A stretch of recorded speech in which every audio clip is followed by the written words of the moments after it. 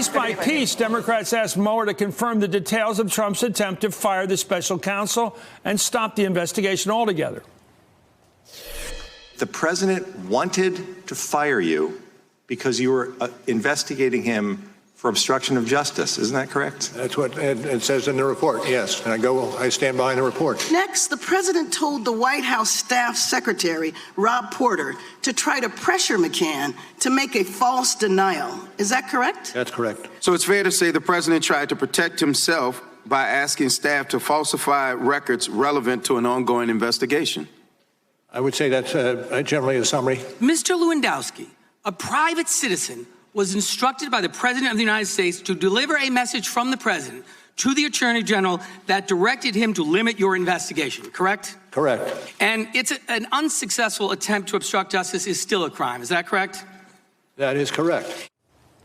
Joining right now is Cynthia Axne, former federal prosecutor, Paul Butler, also a former federal prosecutor, also Ben Rhodes, former deputy national security advisor. Let me start with Cynthia on this. It seems like the Democrats did seriatim one after another, draw out from Mueller the examples and cases of where he obstructed criminally. Yes and no. I mean, he refused really to even answer a question. All he would do was take a leading question, but he wouldn't actually say what happened. I thought that was frustrating. He wouldn't read from the report. I thought that was frustrating.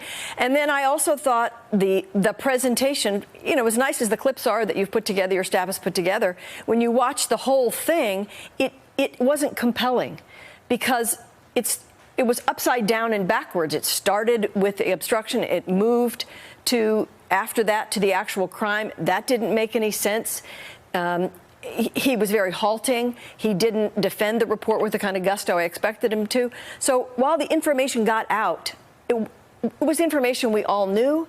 Yes. And I hate to be the contrarian on the network, but I did not think it went well. Yeah. And I was unimpressed with the manner in which it was organized. Well, a lot of this is the man's age and all kinds of factors. We'll be examining that. But I thought, although he didn't have racing stripes on, he did deliver the goods, point by point. Your thoughts, Paul? So Mueller directly proved that Trump's claim of no obstruction is a lie. He presented compelling evidence that all of the predicates, all of the legal requirements for obstruction were proven. His was an official investigation that the president tried to impede with a corrupt intent. And so Mueller proved that by looking at how Trump tried to fire Mueller and then tried to get the White House counsel to lie and cover up, about how Trump tried to get Sessions to recuse himself, about how Trump impeded witnesses by dangling those pardons and threatening Michael Cohen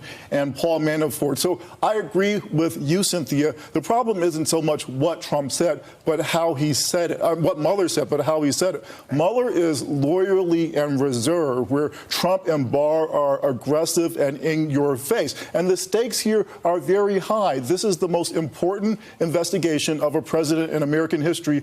Trump and Barr lied about it, and their lies seem to be effective. What Mueller needed to do was say plainly and directly that the president is guilty of multiple felonies, that the only reason that he's not charged with a crime now is because of that DOJ policy, but the constitutional remedy is impeachment. Let me go to Ben on this question, because it seems like a lot of this was done in broad daylight. The president attempt to firing of Comey, daring him to please give a loyalty oath, everything he could to protect his guy, his national security advisor, pushing for the firing of the special counsel himself. So much of this information is bold print in the headlines for months now, and all they wanted to do was tie it together today. And I had to admit, I agree with Cynthia, the ability of this special prosecutor to make his case was not good, but the members of the Congress on the Democratic side and the Republican side were able to bring out the criminality. I thought, your view. Yeah, I mean, Chris, at the end of the day, the thing that has to endure are the facts, right? And the facts here are very clear, that Russia interfered in our election, that the Trump campaign was involved in, as was confirmed today, 100 contacts with a hostile foreign power that was attacking our democracy, and that clearly Trump and many people around him lied about their contacts with Russia. And some of those people have even been charged with crimes. And we learned today that Trump could be charged with a crime when he no longer has the protection of the presidency. So, again, a lot of this has been playing out in plain sight. A lot of the crimes, frankly, that were committed and the obstruction that was committed was in plain sight. Frankly, we all remember Donald Trump asking Russia to hack Hillary's emails on camera, just as we saw him confirm that he fired Jim Comey because of the Russia investigation on camera. But that shouldn't make the facts matter less. Again, just because the Republicans on that committee don't have a conscience and defend Trump, just because Bob Mueller did not perform like a professional wrestler, doesn't diminish the severity of those facts. And what we also heard from Mueller today, that Russia is continuing to interfere in our democracy, and that we should have no confidence as Americans that this administration wouldn't do the exact same thing again and seek the help of a hostile foreign power in getting elected again. Those are the facts, and now I think the Democrats have to act on them.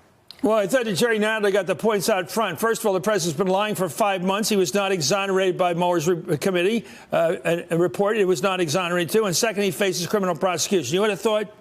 Yeah, here's my problem with the situation. I didn't learn anything new. I knew he could be prosecuted. I read the report a million times. There isn't any question to me that he committed the obstruction and that they played cozy with the Russians, welcomed their help, and then they've lied to cover it up. The question is, what are the Democrats going to do about it? Every time we approach anything, they have a new solution. Oh, you know, Julian Assange is coming. Maybe he'll talk. Manafort will talk. Stone is going to flip for sure. They always have something to kick the can down the road. And now you can already hear him at this last press conference. We're just going to get Don McGahn. I got news for you. Don McGahn is going to fight the subpoena constantly. They have to make the decision. Are they going to impeach him or are they not going to impeach him? If they're going to impeach him, get going. If they're not going to impeach him, let's take the business of the country. Thank you, Cynthia. Sorry. No, don't be sorry. It's in my soul what you're saying. I want to get him to do it, too. I want to move Just do too. something. I'm We ready. all know what I happened. want him to move We right now. know. Stop kicking the can. Hey there, I'm Chris Hayes from MSNBC. Thanks for watching MSNBC on YouTube. If you want to keep up to date with the videos we're putting out, you can click subscribe just below me or click over on this list to see lots of other great videos.